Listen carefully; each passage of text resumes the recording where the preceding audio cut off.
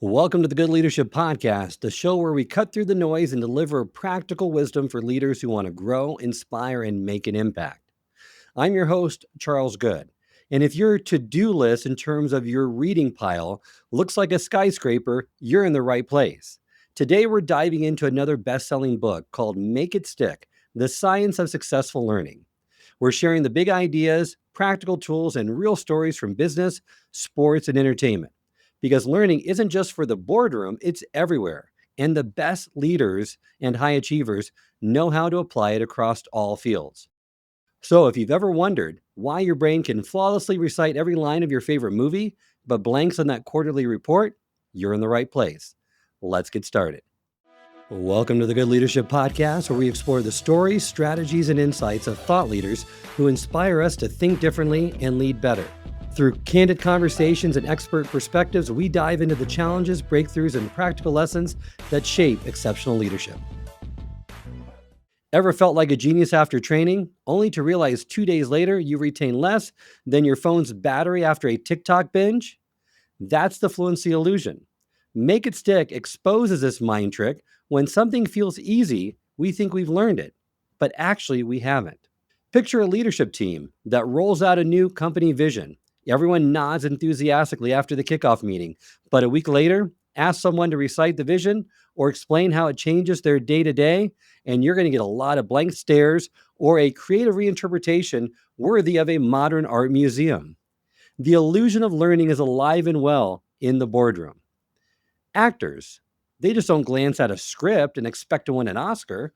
They rehearse, flub lines, and sometimes forget whether they're in Macbeth or a mayonnaise commercial. That struggle is the secret sauce. So what's the takeaway?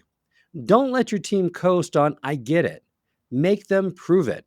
If learning feels like a hot knife through butter, well, you're probably just greasing the pan. So a couple practical ways in which you can apply this. A quick exercise. At your next team meeting, ask everyone to explain last week's main takeaway. No notes, no lifelines, and watch the fluency illusion in action. A practical tip. Remember that familiarity is not mastery. If your team can't explain it to a new hire, guess what? They don't know it. And here's a mini workshop idea. Have your team members create cheat sheets for each other on a topic.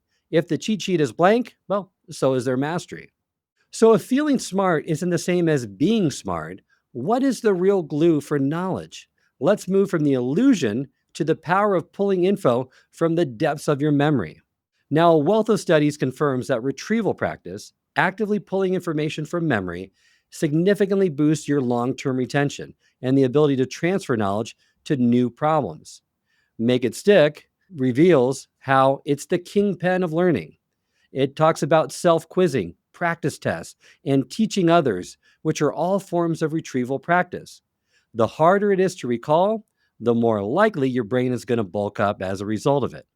How about Michael Jordan? He just didn't shoot hoops. He replayed game scenarios in his head. He recalled plays under pressure and learned from his missed shots. That's retrieval with a side of sweat. Or how about executives who summarize and teach back concepts to peers? They actually retain and apply more. Passive learners? They're the office plants, present but not exactly thriving. So the takeaway here, make your team work for their knowledge. If they can teach it, hey, they can own it. Retrieval practice, it's like CrossFit for your brain. You'll groan, you'll sweat, but you'll be able to lift those heavier mental weights during that next meeting. So what are some practical ways in which we can apply this? Well, let's start with a pop quiz. Start meetings with a no peeking pop quiz on last week's content. Bonus points for wrong answers that make everyone laugh. Have teach back moments. Rotate who has to explain new concepts to the group. If their explanation is clear, you're winning. If not, hey, at least you get a high quality or maybe low quality comedy routine. And peer coaching. Pair up team members to quiz each other on key concepts, then switch roles. But even the best memory workout needs a smart routine. So now we're going to talk about why timing and variety are really the secret sauce of sticky learning. Cramming. Cramming is like eating a week's worth of kale in one sitting, and you're going to probably regret it, and it's not going to stick. In the book, Make It Stick, It shows how spacing out your learning sessions and mixing up topics that you're learning, called interleaving, is really what makes learning last. And research supports this by distinguishing spacing and interleaving as two of the most powerful yet underused learning strategies. Spacing out study sessions and mixing up topics both increase cognitive effort and help learners better discriminate between concepts, leading to stronger, more flexible knowledge. A consulting firm launches a new project management system. Instead of a single marathon training, they break it up into weekly modules, mixing technical skills with real world scenarios from different departments. Employees might grumble that it's confusing, but months later, they're actually using the system and adopting it to solve problems, not just following a checklist. Or how about sports? Serena Williams. She doesn't practice her serves hour after hour. She mixes up drills. Some of the drills focus on her serve, others on her volleys and her footwork. So her brain can handle anything that the match throws at her. So the leadership takeaway, break up training, mix topics. If your team says, wait, what are we doing? You're on the right track. Spacing is like letting bread dough rise. Sure, you can bake it right away, but it's going to end up like a brick. Give it time, and it's actually going to be something you might want to chew on. So, what are some practical ways we can use spacing and interleaving in our practices? Well, think about mini sessions. Spread learning over weeks, not hours. You and your team's brains and their coffee budgets are going to thank you. Mix it up. Change the order of training topics. If someone complains they're confused, well, congratulate them. They're probably learning. And space out reminders. Use calendar invites or learning apps to prompt reviews at intervals, such as next week, next month, or every quarter. And of course, learning isn't just about what you do in the moment, it's also about how you process and make sense of your experiences. And that's where reflection comes in.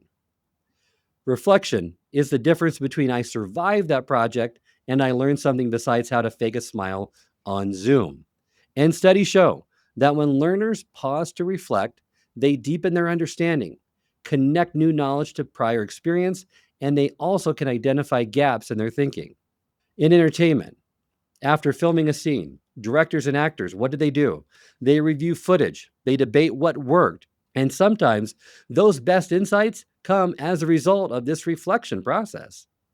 Google is famous for its post-mortems after projects, which just aren't about finger pointing. They're for building a smarter, more resilient team by identifying what worked and what didn't work and what should we change next time. So what can you do? Make reflection a habit. After a big project, ask, what did we nail? What made us want to hide under our desks? And what should we do differently next time? Reflection is something that we all should be using more in our learning sessions, because sometimes the only thing funnier than your mistakes is realizing everyone has made the same one.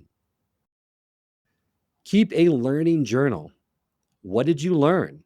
If it's blank, well, you're either perfect or more than likely not paying attention. Have a weekly wrap up. End your Fridays with 3 questions. What did I learn? What challenged me? And what will I try differently next week? You can even have a group debrief. Hold a rose and thorn session. What bloomed this week and what pricked me? And speaking of looking back, sometimes our best lessons come from the things that didn't go as planned. So now let's focus and talk about why embracing mistakes is a must for growth.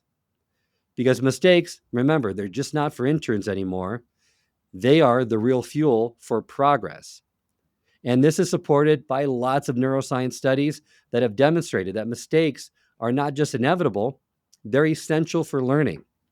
Errors activate neural pathways that reinforce memory, and environments that encourage analyzing and learning from mistakes lead to greater resilience, creativity, and growth. Think of Michael Phelps. He turned every botched turn into a gold medal lesson. He just didn't count laps, he counted what went wrong, and then he fixed it.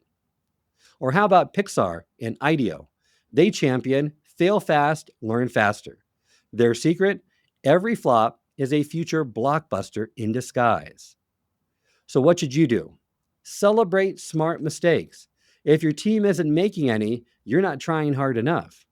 Remember, mistakes, the only thing you can make for free that's guaranteed to pay off, only, however, if you cash them in for feedback. Some practical ways you can incorporate this. Have failure retrospectives. Make what went wrong as routine as what went right. Have the mistake of the month. Reward the best lesson learned from the blunder. Trophy optional, bragging rights mandatory. Or have an open mic. Host a failure story lunch. Prizes for the best recovery. But even as we learn from our errors, it's easy to misjudge what we really know. How do we keep our confidence in check and our skills sharp? That's where calibration comes in. Overconfidence is like showing up to a marathon in flip-flops. Accurate self-assessment, known as calibration, is critical for effective learning.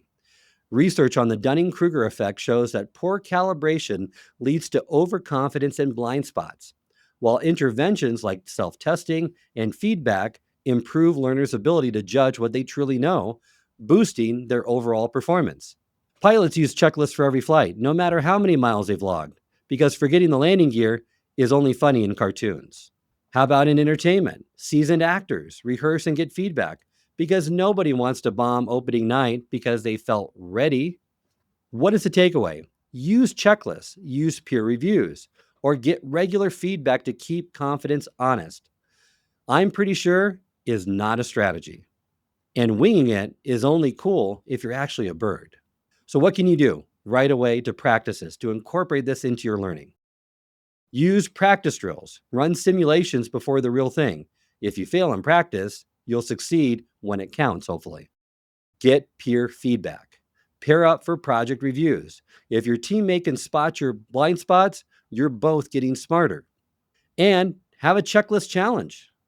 Have the team design their own checklist for reoccurring tasks, then swap and critique. With all these strategies in mind, you might be wondering now, how can I put them all together in real life? Well, let's break down a practical routine for making learning stick. So here's what you do. First, learn. Absorb the new information. Read, watch, listen. Then practice retrieving. Recall it from memory, no peeking. Space out your review for days, for weeks. Make sure you interleave, mix up topics and problem types during your learning sessions when you're reviewing that material. Elaborate after a learning session. Try to explain it in your own words. Connect it to real-world scenarios that you'll be needing to apply it to. Make sure you reflect. Ask what worked, what didn't, and why. Then you'll need to calibrate, test yourself, and seek feedback. And finally, repeat. Focus on weak spots and keep cycling through this process. Use this framework for onboarding, training, or your own growth. Make learning more active, spaced, and reflective, and you're going to find that learning is going to start to stick. Think of it as a spin cycle for your brain. Rinse, recall, repeat. No shrinkage, just sharper thinking. This book closes with a powerful message that you also need to adopt a growth mindset, because every challenge, mistake, and a bit of feedback is fuel for improvement. Satya Nadella, the CEO of Microsoft, made growth mindset the company's rallying cry, turning setbacks into springboards for innovation. Serena Williams isn't just a champion because she's talented. She believes in getting better, not just being good enough. So model a growth mindset. Curiosity and resilience beats raw smarts every time. And if you ever meet someone born knowing how to juggle flaming torches, well, please send them my way. They're overdue for a guest spot on my podcast. So some practical tips. Praise effort and strategy, not just results. When you hit a setback, ask yourself, what can I do differently? And make learning goals just as important as performance goals. Well, that's a wrap for this episode of the Good Leadership Podcast. Today, we've learned the science-backed secrets from the book, Make It Stick. And you've got practical tools now that you can use right away to boost your learning and lead your team to new heights. Remember, leadership isn't about knowing everything. It's about learning, adapting, and helping others to do the same. So take these strategies, put them into action, and watch your results and your team transformed. And if you enjoyed today's episode, Subscribe, leave us a review, and share this with a fellow leader who's ready to make learning stick. Until next time, keep leading, keep learning, and make it stick. I hope this episode has provided you with valuable insights. If it has, I ask you to share it with someone who would also benefit from it. If you've been enjoying and gaining knowledge from this podcast, then subscribe to our YouTube channel where you can find all the previous episodes of the podcast and additional learning resources. You can also subscribe to the podcast on Apple or Spotify and leave up to a 5-star review.